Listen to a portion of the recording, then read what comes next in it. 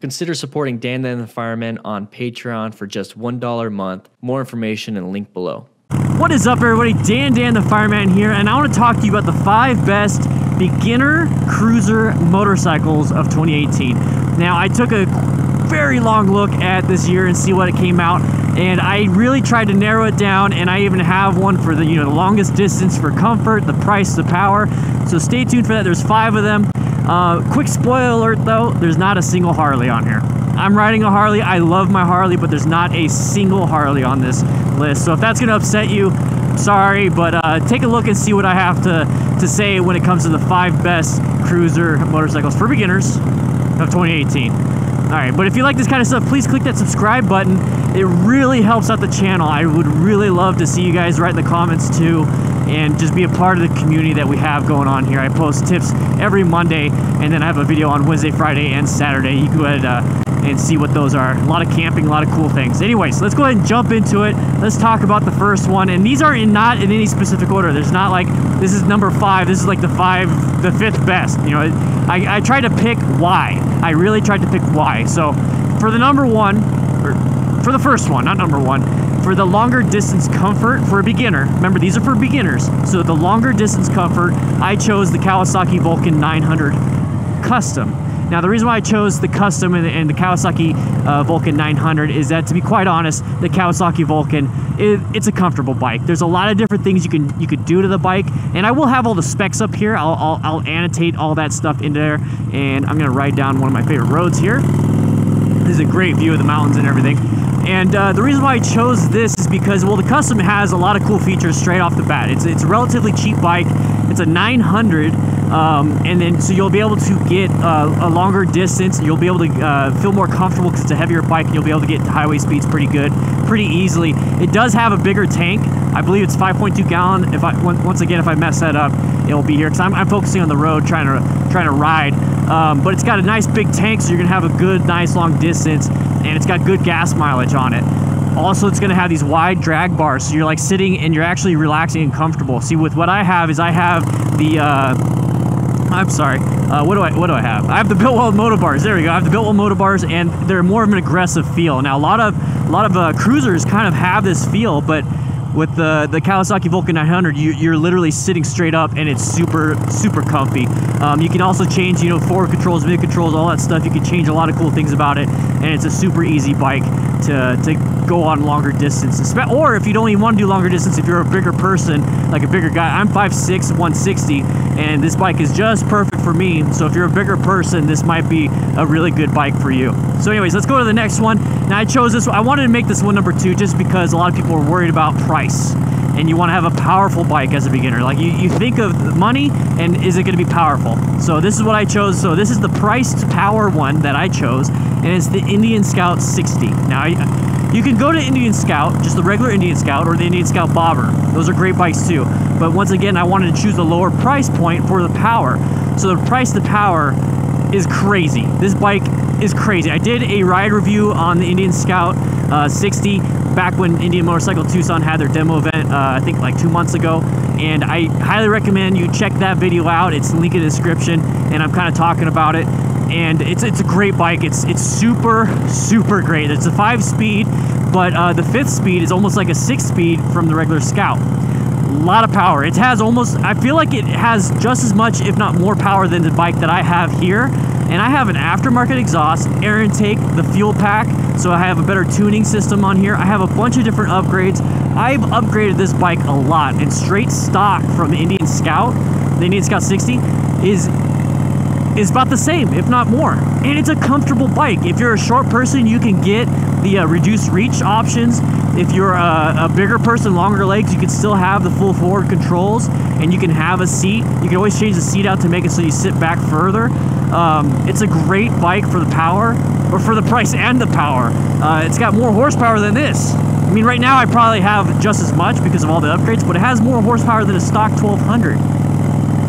Guys, that's insane. Liquid cooled and everything. It's a great bike for the price, for the power, and it's probably the one that looks probably the best to me. I honestly think it's probably one of the best looking ones. Actually, I take that back because I have one in here that says it's a good looking bike. Let's go to the next one. So like I said, there's no Harleys on here, but there is a bike on here that looks like a Harley. but it has actual tech in it. Now, I chose the Honda Shadow Phantom. Now, they had the Honda Shadow Aero, and that's more of like an older school because it has like this different front fender on it, and it just, you know, it's a different color. But the Honda Shadow Phantom is all black. It looks like kind of like, it looks badass. And there's been a few times where I'm out riding or driving and I see a bike and I'm like, man, that looks like a badass Harley, and I pull up and it's a Honda Shadow. There's nothing wrong with the Honda Shadow. They're badass bikes. They've been around for 30-something years. They're high quality.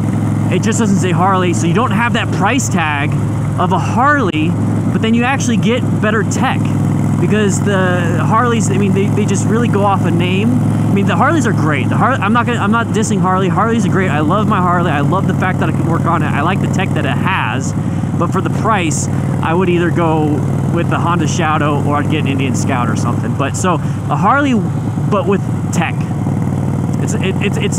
It's based. That's what a Honda Shadow is. It's a great looking bike, and it looks the closest to a Harley, I think, for this price point. And you really can't go wrong with that. You can get a bigger bike, you can get a smaller bike from Honda, but I think the Honda Shadow Phantom is probably one of the better Honda cruisers that they have. The Aero is cool and all, but that's not my style. I like the all black. Now, for the money, let's say you actually have, this is the most expensive one. So for the money, I would go with the Bonneville Bobber Black. Now, they had the Bonneville Bobber, but then the Bonneville Bobber Black. It's costly, but it's so sexy looking. It is so sexy looking. It's a 1200. It looks badass. You can't have a passenger on it, at least I don't think, with the stock everything. I think you're able to make it work.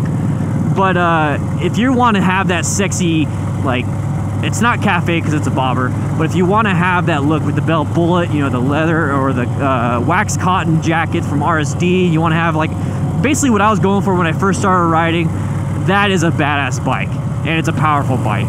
So the Bonneville Bobber Black, like I said, there's other things that they offer, different colors and stuff, but the black is the more expensive one, and to me it just looks the sexiest. And then on top of it, it does have, like, you know, a bunch of different tech that the 1200 Sportsters don't have. I think it has ABS. I'm gonna correct myself if I'm wrong when it comes to editing this. But it's such a sexy bike. Between the Bonneville Bobber, the Harley 48, and the Indian Scout Bobber, if I had to go just on looks, I'm not looking at specs, I'm not looking at anything, I would go with the Bonneville Bobber. I think that's the sexiest out of all three of those. Now, for any beginner, I'm talking any beginner, you could be, now it maybe not for like a really big guy, but like for basically any beginner, and I'm talking like my girlfriend, she hasn't even rode a bike. I'm talking for me, I'm talking for anybody, for any beginner, the Honda Rebel 500. Now, this is always going to probably be on a beginner list, no matter where you go. The Honda Rebel 500, not the 300, but the 500, just because I feel like you might need a little bit more power when it comes to being in town, just in case, if you want to hit the interstate just for a quick, you know, on and off. You don't want to blow up your 300, but the Honda Rebel 500 is actually really cool, and it looks so badass. There's a lot of cool things when it comes to that. She was able to sit on the bike because she's short. She's was it 4'11"? She's 4'11", and she was able to sit on the bike flat-footed stock. Now, we didn't have to change anything. We didn't have to do anything, and I know you could do that with the Indian Scout 60. You could sit on it flat, and like it's the same height.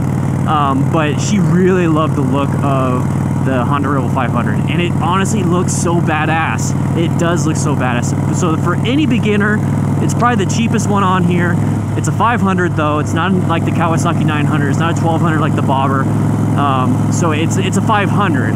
But for any beginner, you can easily practice on this bike. It's a cruiser. You know, it has that relaxed cruiser feel on it. It's mid-control, so now you're able to actually really control it, and I really love mid-controls. Forward controls are really relaxing, but I feel like I have more control with mid-controls. So that's a really good bike. It's a really good bike for any beginner to start on. And now I kind of want to talk about why I didn't choose Harley. I didn't choose Harley because, for one, I mean, I really love my Harley. Okay, so but for number one is that they're really expensive. So when I was wanting to do this video for beginners, I really wanted to really take price into consideration, because really beginners should be looking at used bikes. So any of these bikes, if you can find them used, grab those. If you can find these at the dealership on a special, grab those.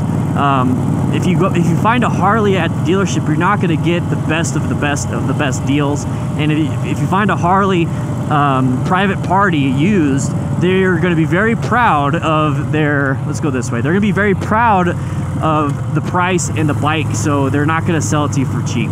And that's really disconcerting for beginner riders, especially since I really want you guys to be wearing gear. So whatever money you do save, I want you to spend it on a good helmet, spend it on gloves, pants, jacket, and boots, and I want you guys to be safe. Plus, you're going to want to upgrade later, and you're going to want to upgrade other stuff. You know, I changed the bars. I pretty much changed everything on this bike, and you're going to want to do that. So you want to save money when you first start riding, and you might want to just get a brand new bike after that. You might get the Honda Rebel 500, love the bike for the first year or two, 6 months or whatever, and you're like, now I want to get something else. So you really don't want to spend a ton of money on your first bike. I spent a ton of money on this bike, but I've had this bike for over 7 years. Over 7 years, and I've done everything with this bike, almost 30,000 miles. I love this bike. But I just didn't choose Harley just for that, because of the price. They make good bikes. They're good bikes. I love the bikes, but they just are expensive, very expensive. Well, I hope that helps some of you guys out when it comes to choosing a bike. This is my opinion. These are my options for the best beginner bikes, cruiser bikes of 2018.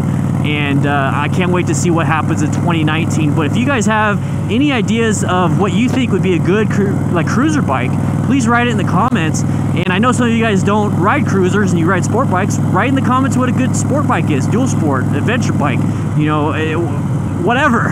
You know, write it in the comments. I would love to read it. And then join the Discord. That way we can talk about bikes and all that stuff in there too. It's gonna be a lot of fun. But with that said, I hope you guys ride safe, be safe, and I will see you guys later.